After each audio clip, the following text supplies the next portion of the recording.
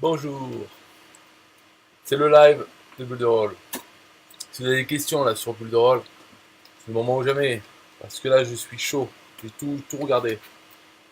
Alors, pas trop faire confiance à ce qui est marqué, mais en plus des informations que j'avais, et là, j'ai regardé tout ce qu'il y a. En fait, donc c'est pas mal. Moi, dans Bulle de Rôle, je vais pas. Enfin, ça sert à rien de prendre web présence ou digital marketing, ok?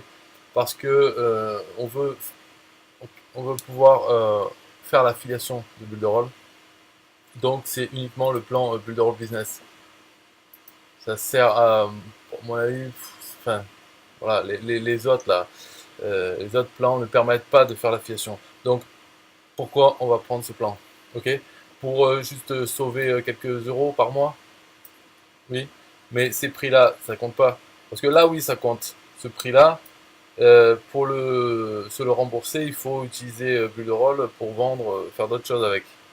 Mais avec celui-là, c'est pas pareil. Parce que ce prix ne compte pas du tout. Parce qu'on fait l'affiliation, donc on va avoir des dizaines de filleuls qui vont prendre bulle de rôle. Des dizaines. Là, dès la première vente, le premier mois, on touche 100% de commission, donc on peut se rembourser ce prix. Première vente d'un plan bulle de rôle business, on se rembourse. Et ensuite, au niveau récurrent, vu que c'est 30% de commission par mois, à partir du deuxième mois, 30%, ben, ça fait allez, 3-4. 3-4 filleuls à ce plan-là pour se rembourser, enfin, pour que ce soit gratuit. Voilà.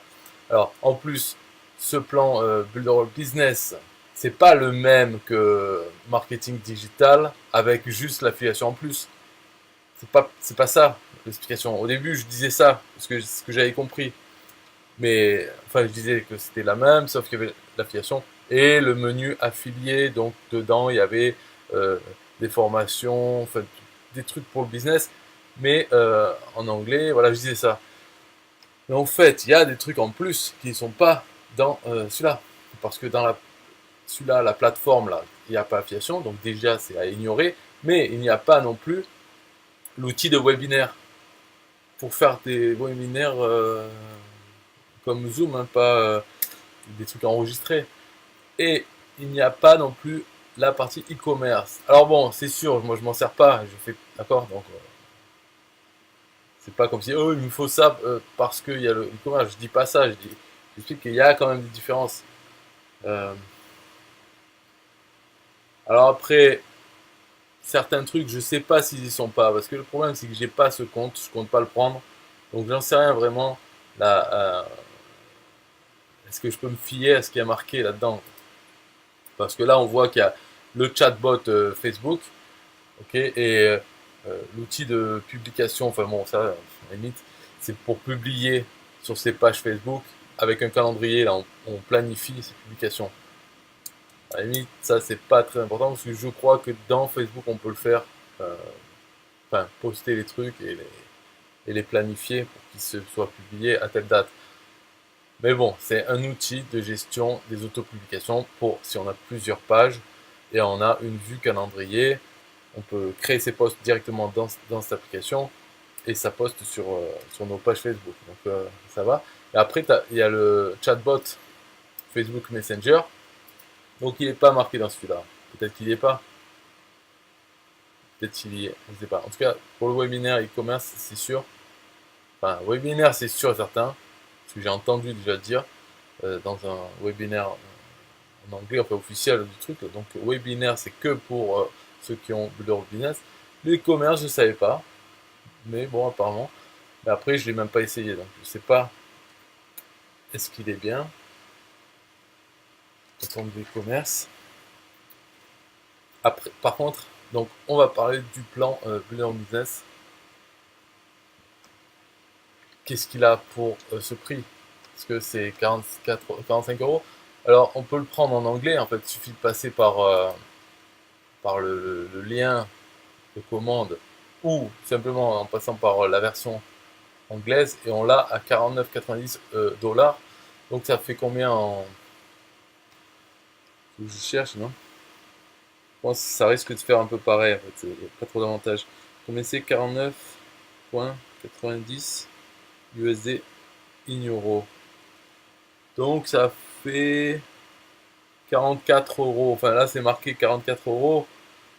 Mais après les conversions, je sais pas. Bon, 44 euros. Et sinon on paye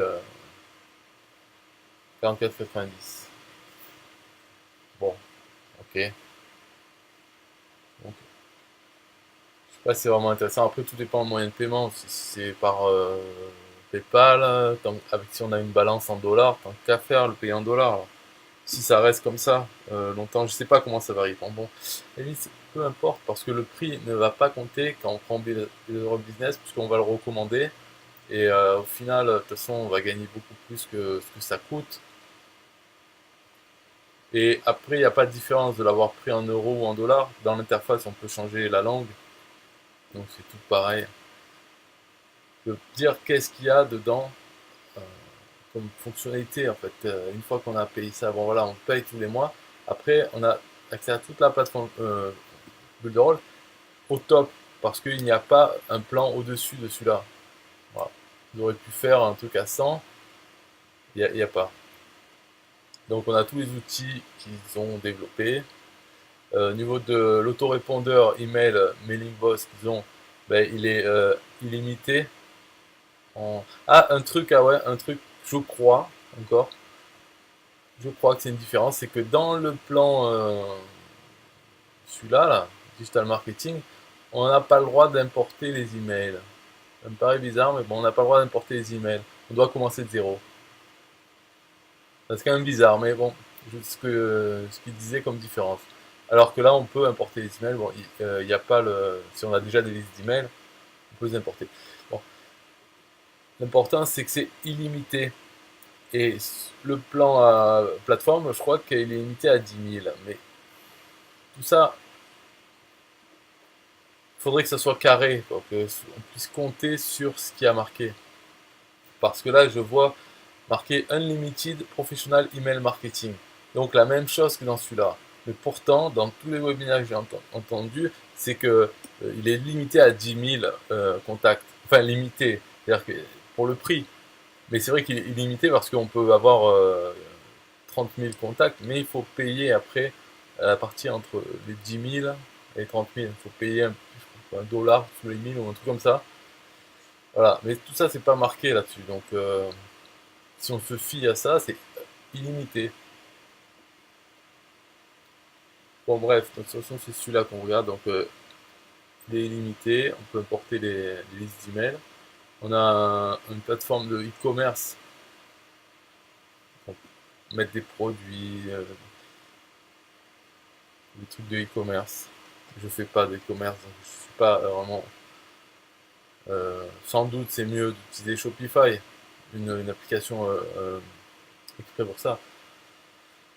Je sais pas.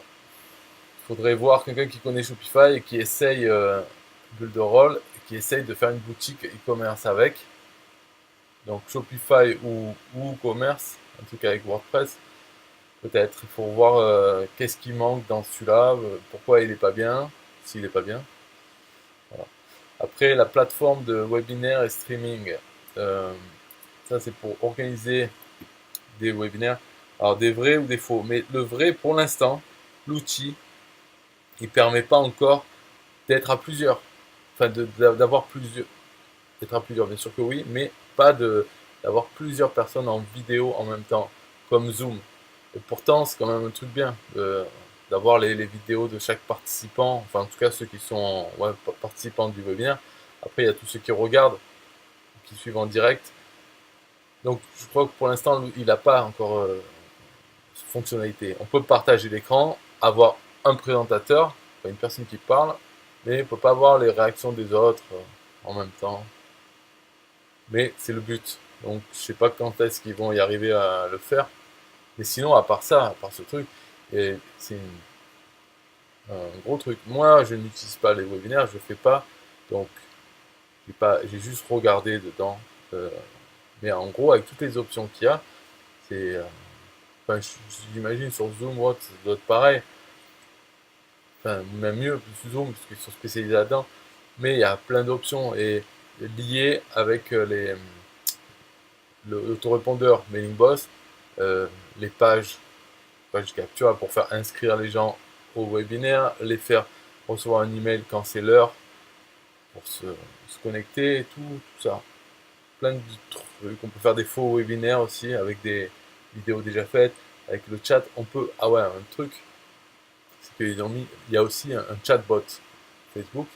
Et maintenant, on peut lier le chatbot avec le webinaire. Donc, la fenêtre de chat, en fait, ça se passe avec le chatbot Messenger. Donc, chaque personne, hop, se connecte et peut parler. Et le chatbot peut répondre aux questions. En fait, on peut interagir avec le chatbot ou faire les commentaires normaux. Et donc, le chatbot peut alerter les personnes quand c'est l'heure du webinaire et tout. C'est pas mal, ça. Un manager tool, donc ça c'est un outil pour poster automatiquement. Alors il fait Facebook, je sais pas s'il fait d'autres réseaux sociaux pour avoir une vue calendrier et planifier à l'avance ses posts. On peut ajouter des vidéos, des images, texte et ça poste à l'heure qu'on veut sur nos pages Facebook et sans doute d'autres réseaux, mais je ne sais pas, je ne vais pas regarder non plus. Ça il faut que j'utilise. Enfin, surtout le chatbot, après l'autre aussi, il faudrait. Une place de marché pour les affiliés. Ça, c'est pour pouvoir mettre ses produits, avoir une place de marché, trouver des affiliés qui vont pouvoir recommander et recevoir les commissions. Donc une place de marché comme JVZoo, plus comme JVZoo que ClickBank, parce que c'est pas eux qui gèrent les paiements, enfin le versement des commissions et tout, c'est basé sur PayPal, avec le paiement là, comme JVZoo fait là. Ok, après bon, alors ça c'est le programme d'affiliation, donc qui est trop bien, c'est pour ça que enfin, il est pas mal, quoi, parce que c'est 30% par mois, mais la première mensualité 100%, ça me motive. Et deuxième niveau d'affiliation aussi, pour ceux qui prennent le Bureau Business, après quand nos filleuls, quand ils prennent ça, quand ils vendent, on touche aussi 30% dessus. Donc ça fait une petite motivation à aider d'autres affiliés, à parler d'affiliation avec eux, pour les aider à vendre. Ils peuvent vendre n'importe quel plan des trois et on touche 30%. Donc comme si c'était nous qui fait la vente. C'est pas mal. Parce qu'on peut avoir autant de filleuls qu'on veut sur son premier niveau. On peut en avoir 100, 200 et voilà, dans les 100, 200, il y en aura qui seront en bulle de rôle business et qui arriveront à vendre du bulle de rôle aussi. Donc toutes ces ventes qu'ils font, ça nous profite à nous. Pour bulle de rôle, en fait, ça fait qu'ils donnent 60% de commission sur certaines ventes. Quand il y a deux. Voilà, c'est compris là. C'est vraiment pas mal.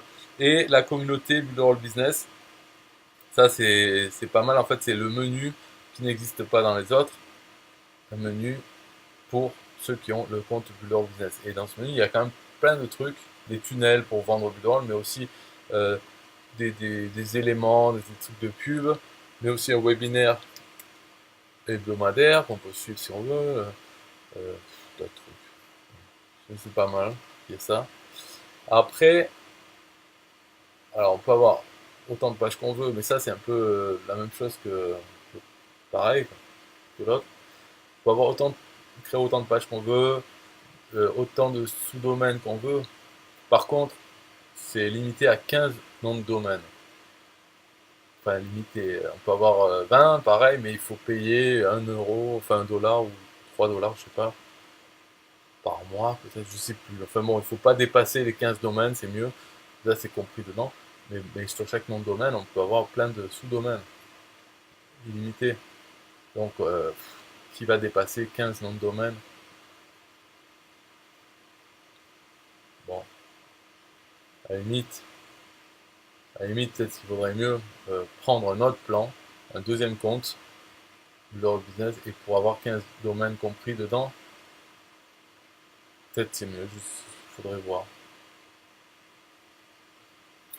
La bande passante et le nombre de visiteurs, c'est illimité. Ils vont pas, ils n'ont pas fait un truc de pervers là-dessus, de limiter Autre. Après, bon, ils disent limité, mais ouais, après il faut voir hein, comment c'est organisé, ça on sait pas. Mais chaque site, est-ce que si d'un coup on a vraiment des centaines de milliers de visiteurs par heure, par jour, est-ce que ça tient notre site? Est-ce que c'est comme si c'était un site mutualisé? Sur un serveur, il y a 500 sites, on ne sait pas trop.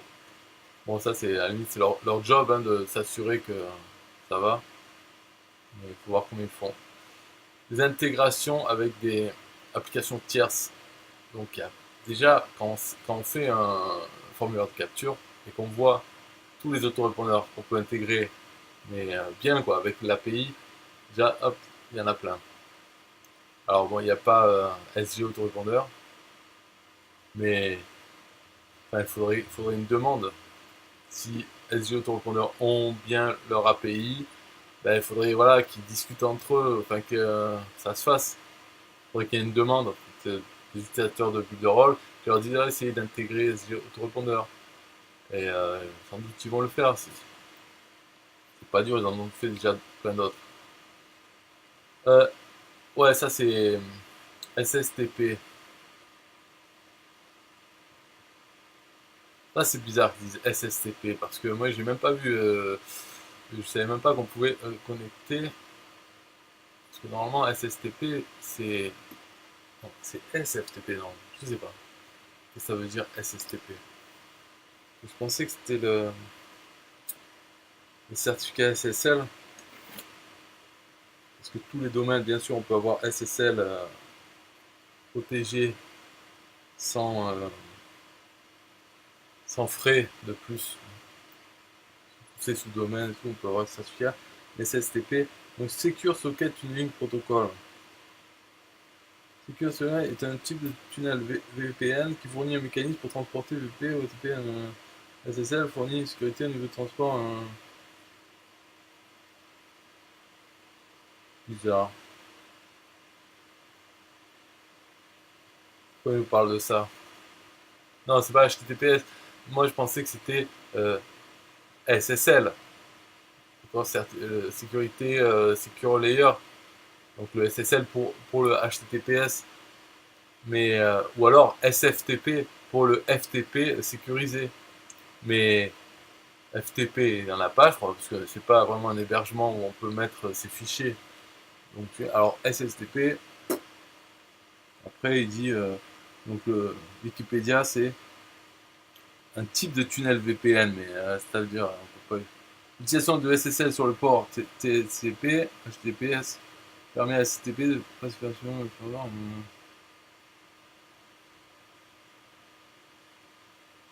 Je comprends rien là. Hein.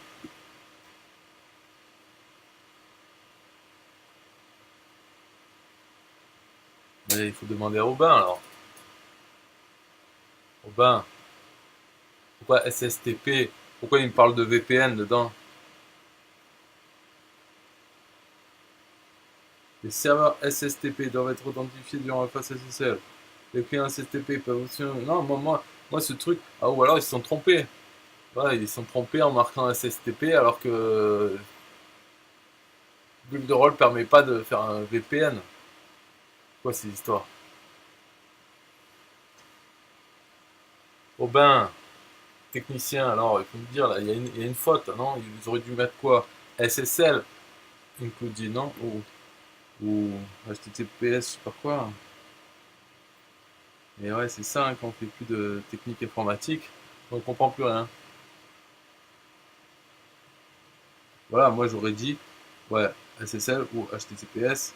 Non, moi j'aurais dit SSL. Alors, littéralement, est la combinaison de HTTP avec une couche de chiffrement comme SSL ou TLS. Donc, oui, c'est HTTP avec SSL. Donc, il faudrait dire SSL. Ou alors, tu le marques en anglais. Parce qu'en français, ils ont mis quoi? Ils font ça pour faire intelligent, là. Ah, en français, ils marquent SSL inclus. Tu vois un peu? En français, c'est encore mieux qu'en anglais. Enfin, sauf là, Chromium local. Voilà. Donc, En anglais, on comprend rien. CSTP. Premium Local and CDN Hosting. Ça veut dire quoi? C'est qu'en fait, quand on connecte donc un nom de domaine ou même sans nom de domaine, on peut choisir la région qu'on veut. Ils ont un CDN, donc ils ont sûrement Cloudflare ou je sais pas quoi, enfin un service. Ils peuvent le mettre en un CDN. Donc le CDN, c'est lui qui va choisir quel serveur, selon le visiteur, de quel serveur lui envoyer les fichiers pour voir le site. Ou bien on peut choisir un des serveurs que Builderall a. Et pour la France, tout c'est Londres. Ouais, que Londres le plus près. Mais en Asie, aux États-Unis, côte Est, côte Ouest, là ils ont plusieurs trucs comme ça, Australie. Pour choisir le serveur, si on fait vraiment un site pour l'Australie, eh ben, il vaut mieux le mettre sur le serveur là-bas. Après, si on prend CDN, je pense que le service de CDN, il a aussi plein de serveurs en Australie, peut-être en France, carrément, au lieu de Londres. Donc, je sais pas, moi, personnellement, déjà, premièrement, je m'en fous de ces histoires de vitesse, gagner quelques millisecondes. Et deuxièmement, simplicité, je prends CDN. Je choisis CDN à chaque fois pour n'importe quel site que je fais avec Builderall.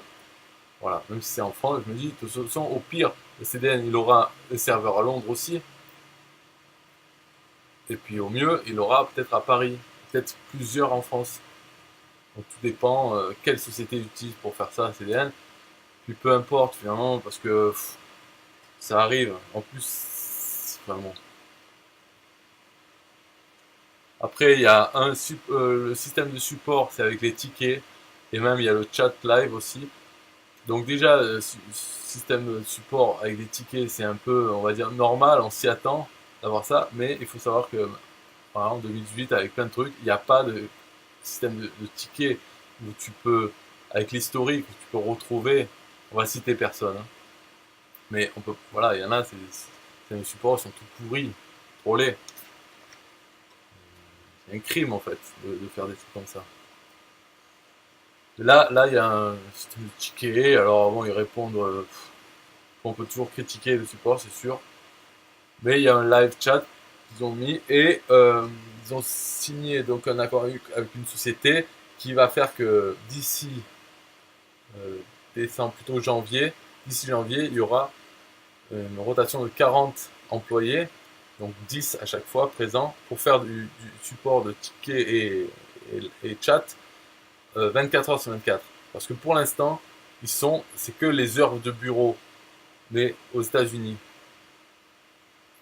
Côte Est ou Ouest, je sais pas. Je sais plus. Donc, bon, voilà, tout ça, on va se renseigner.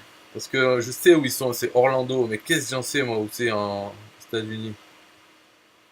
C'est rien.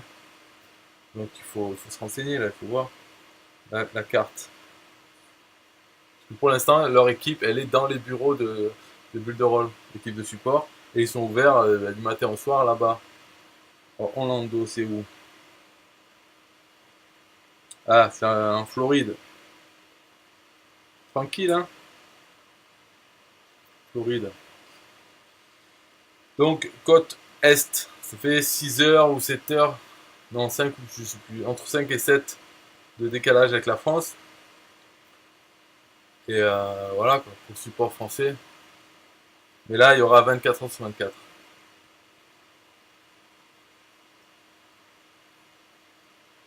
Donc, Aubin dit, c'est jamais assez bien un support car on est dans la panade et on veut une réponse adaptée et rapide. Ouais, en fait, on veut surtout qu'il n'y ait pas de problème. C'est quand on a un problème. Parce que là, d'ailleurs, je peux en montrer encore un. Et c'est quand même un comble. Parce que moi, j'aime bien les trucs carrés. C'est-à-dire que qu'on puisse se fier, par exemple, à ce qui a marqué sur le site. Et que ça soit fixe. Là, on voit rien que là qu'on ne peut pas s'y fier. Parce que toute l'histoire des 10 000, limité à 10 000, pourquoi il est marqué illimité, en fait. Tu vois, il faudrait que ça soit marqué qu'il y ait que 10 000. Enfin, il faudrait que ce soit plus clair déjà.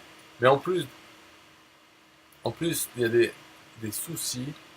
Par exemple, j'ai fait un site, là, je fais une page d'un site, je mets les boutons dessus. Dans l'éditeur, c'est bien, dans la preview, c'est bien. Et dans la version live, n'y a pas le style des boutons, donc c'est juste un lien bleu sur fond noir en plus. Voilà. Et ça, ce truc, je l'avais eu déjà avant, mais des fois non. Enfin, la plupart du temps, non. C'est on met un bouton, il apparaît. Mais j'avais déjà eu ce truc, et impossible à faire apparaître le bouton. J'ai contacté support. Alors, oui, ça s'est passé très vite pour qu'ils me remettent ça, mais ça aurait pas dû arriver. Et surtout, je ne sais pas quoi faire maintenant. Tout ce qu'il m'a dit, c'est oh, j'ai sauvé une fois de plus et j'ai sauvé la région. Ça, c'est j'aime pas ça, cette explication.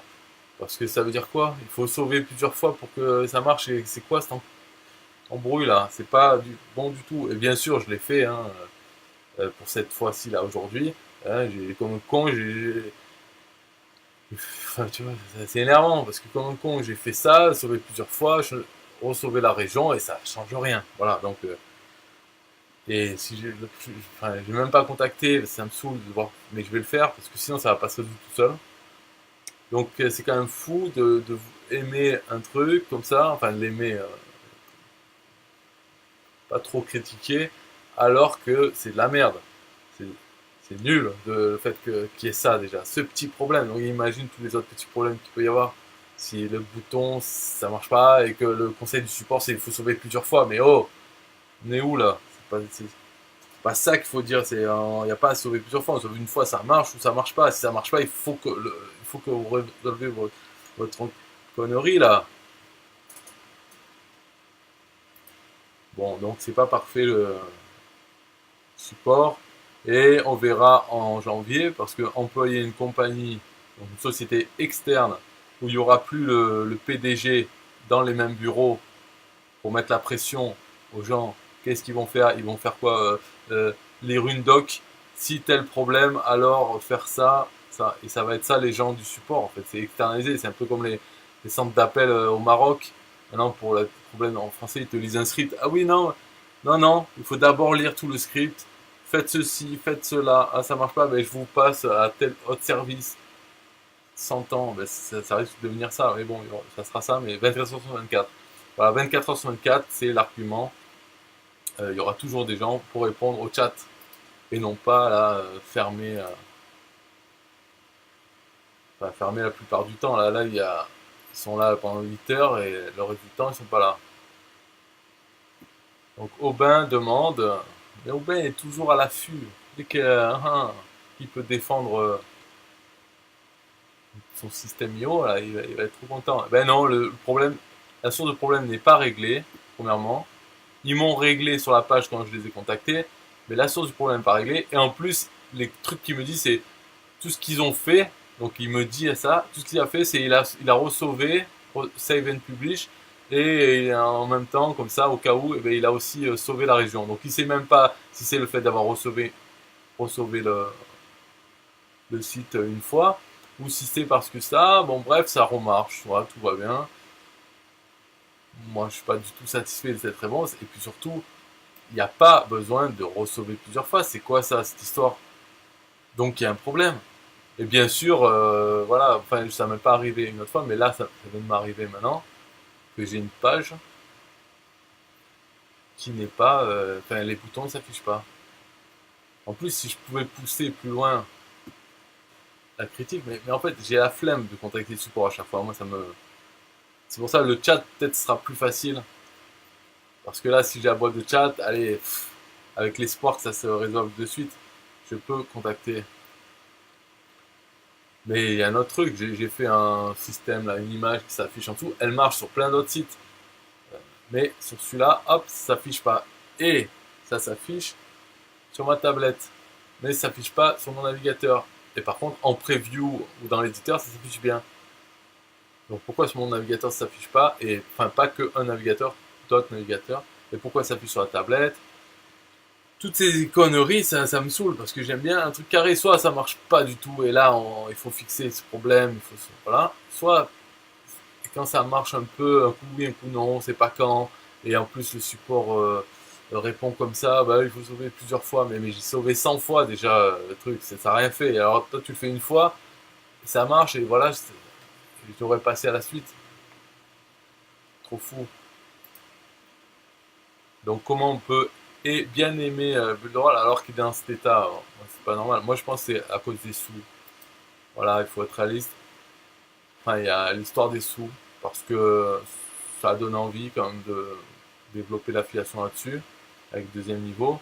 Après, il y a aussi l'histoire que, vu que le cœur est en anglais, et que j'aime bien l'anglais, ça va me permettre voilà, de faire la promotion de ça, de parler anglais, les webinaires, tout, enfin, ça fait un peu ambiance anglophone, internationale, donc ça j'aime bien, mais les sous. Après aussi, tout ce qu'il y a en théorie là, c'est bien, pour un prix comme ça, d'avoir une plateforme de fou. Autorépondeur limité, bon, j'ai toujours pas utilisé cet autorépondeur, mais voilà, il est là. Plateforme, ceci, cela, plein d'outils, le chatbot. Un truc sur le chatbot, c'est qu'il y a un expert des chatbots qui fait que ça. Il a une agence néerlandaise, à Pays-Bas, il a une agence de chatbot. Il fait des tutoriels sur le chatbot, donc Chatfuel, ManyChat. Il fait du marketing d'affiliation aussi, mais spécialisé dans ça, dans le chatbot. Et lui, il est employé maintenant avec Builderall pour travailler avec les développeurs pour cette partie-là, les chatbots. Donc il a fait des améliorations. Lui, il sait déjà les deux autres, les deux connus, qu'est-ce qu'ils ont comme fonctionnalité, tout ça. Et voilà, il met ce qui est nécessaire et il dit aux développeurs de le faire, hop, ils le font.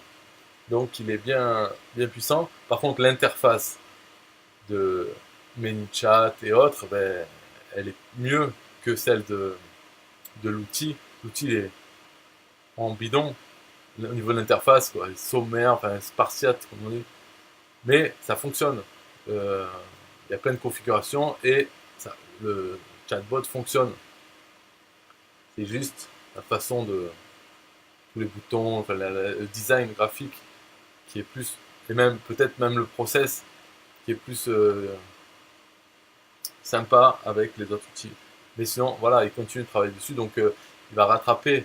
Je sais pas ce qui manque en fait, puisque je n'utilise pas, il faut que j'en fasse, mais je sais pas ce qui manque. Mais il a dit dans une question, on disait est-ce que là maintenant tu recommandes, tu peux faire tout ce que tu peux faire avec ManyChat, tu peux le faire avec le chatbot de Builderall, et franchement sa réponse n'a pas été oui. Hein. Donc il manque sûrement des trucs importants dans cet outil, mais quoi, j'en sais rien. Alors ça, toutes les fonctionnalités de ce plan, visiteur illimité, page et site web illimité, oui, mais pas un nom de domaine, donc en fait, on ne peut pas dire ça. Tunnel illimité, le système d'e-commerce illimité, on peut faire des blogs. Ouais, c'est des blogs. Voilà, c'est vraiment strict minimum dans les blogs. Ça publie instantanément, sauf les boutons. Voilà, les boutons, eux, il faut contacter le support. Alors, la technologie de chargement de page à la vitesse de la lumière. Donc à 300 000 km à l'heure, ça s'affiche.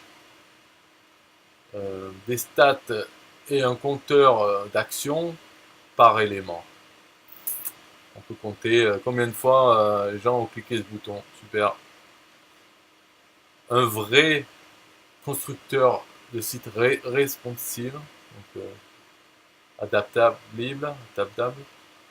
drag and drop, glisser déposer, c'est un vrai.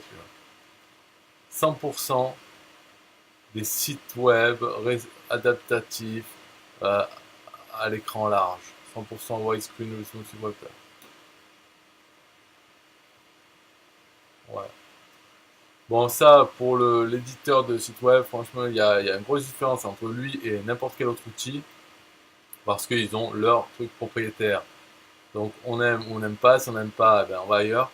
Et si on aime, on trouve que c'est pas mal, parce que du coup, il y a une grande liberté pour ce qu'on peut faire sur la page. Et après, elle s'adapte vraiment au pixel près sur les côtés. C'est pas le texte, on met là, et puis selon la taille, il va se réduire de plus en plus, la largeur. Non, c'est le bord gauche du bord droit, il sera toujours bord gauche, bord droit de l'écran sur lequel on voit. Sauf quand ça passe vraiment à la taille petit mobile, donc c'est à partir de certaines largeurs de pixels. Là, on passe dans la version mobile. Donc il y a deux versions pour chaque page d'un site fait, ou d'une page faite avec Builderall. Il y a toujours deux versions, la version desktop et tablette et la version mobile. Mais c'est pareil, mobile, après, une fois qu'on est dans le mobile, peu importe la taille, la largeur de tel mobile, c'est le bord gauche va être, et le bord droit, ça va être les mêmes sur tous les mobiles à partir de cette taille. Donc on peut dire que ça fait double travail, mais en fait pas vraiment parce que on travaille sur la partie bureau, desktop, quoi, tablette, on travaille sur ça. Une fois qu'on a fini la page, ok, on appuie sur la version mobile et là il y a tous les éléments qu'on a utilisés dans la page, dans la version desktop. Tous les éléments ils sont sur le côté et on les place ou ce qu'on veut pas, on les cache dans la version mobile et on les place et on les organise comme on veut sur la version mobile. Les éléments qu'on a créés dans la version desktop. Donc avec ça, et les textes sont adaptés, enfin on peut sectionner. Bref, il faudrait utiliser Pixel Perfect pour voir comment ça marche. Mais voilà, si on a un avantage, oui, il faut faire la version mobile, il faut le réorganiser. Voilà. Pour la plupart des pages, surtout quand elles changent vraiment. Après, si on veut faire un type de page, qu'on en aura beaucoup, une dizaine, vingtaine, qui seront sur le même format, il n'y a que, par exemple, l'image qui change ou la vidéo. Dans ce cas-là, ce qu'il faut faire, c'est faire une page comme ça et mettre donc tous les éléments, la finir et après faire la version mobile. Ok, sauver. Et là, on peut faire une copie de cette page 10 fois ou 20 fois et on utilise cette copie. Comme ça, la version mobile est déjà, les éléments sont déjà mis là où il faut. Et quand on change l'adresse de la vidéo ou le texte, hein, bien sûr, ben, les éléments seront bien dans la version mobile. Pour économiser, pas devoir faire chaque page. Mais après, c'est un avantage, je trouve, c'est bien. Voilà, si on aime bien, eh ben, c'est bien et c'est le seul endroit, le seul plateforme où on peut avoir cet outil. Parce que c'est un outil propriétaire. Si on n'aime pas, il y a des éditeurs classiques, responsive, machin, comme de partout ailleurs. Euh, moi, je n'utilise pas. Voilà, j'ai pas envie d'utiliser. Alors, il faut voir, est-ce qu'ils sont bien? Est-ce qu'il est bien, en fait, cet éditeur responsive classique? Ou est-ce qu'il marche mal? J'en sais rien. Il faudra voir. Et c'est pareil, il y a un éditeur, lui, qui parle du mobile first. Donc, c'est vraiment pour faire les sites mobiles. Parce que, comme j'ai dit dans euh, l'éditeur qu'utilise Pixel Perfect, on parle de la version desktop. Et après, il y a une version mobile où on peut réorganiser les éléments. Mais là, il y a un éditeur qui part en fait du mobile. Et celui-là, je ne l'ai pas essayé non plus. Mais disons, il doit y avoir tous les outils pour ajouter les éléments dans la version mobile. Et après, si on passe sur desktop, je ne sais pas comment ça s'affiche. Est-ce qu'on a une version desktop qu'il faut réorganiser? J'en sais rien. Et je ne suis pas intéressé du tout pour faire un site qui soit optimisé, enfin, qui soit d'abord pour les mobiles et pas pour un ordinateur. Donc, j'ai pas utilisé non plus. Il y a plus de 1000 templates professionnels. Peut-être, voilà, à voir. Des pages de capture d'opt-in en 2 étapes. Des pages de capture intelligentes. L'effet parallaxe. Ça, l'effet parallaxe, c'est justement l'image, là, comme ils font sur Apple et partout, que quand on fait défiler, ben, l'image, elle défile moins vite. On a l'impression qu'elle est en dessous. Voilà, on peut faire... Hein. Des animations, scroll animation, c'est pour faire des animations sur les éléments, les boutons, les images, les textes qu'il y a sur la page. On peut dire, quand on fait défiler la page, eh ben, ces éléments vont s'animer selon où on en est du défilement. Donc ça peut faire plein d'effets avec le parallaxe et tout. On peut faire en fait une sorte de trois niveaux.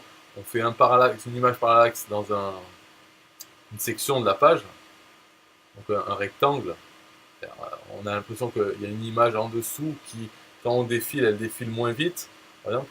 Et on peut mettre une image par-dessus, donc en PNG transparent, par-dessus ce truc, qui, elle, va défiler plus vite que la page. Donc quand on descend, hop, elle monte plus vite que la page elle-même. Donc ça va faire un effet de profondeur. Vous s'amuser à faire ça, ça sert à rien. Mais voilà, on peut le faire. Galerie d'images, c'est pareil, c'est pour gérer des galeries d'images. Après, on met sur sa page galerie d'images. Quand on clique, on voit les images. Des vidéos en fond d'écran vidéo. Alors, des fonds spécifiques à chaque appareil. Euh, Dupliquer les pages et les layouts, là, les mises en page, transférer les sites, bon, enfin bon, voilà, plein de trucs.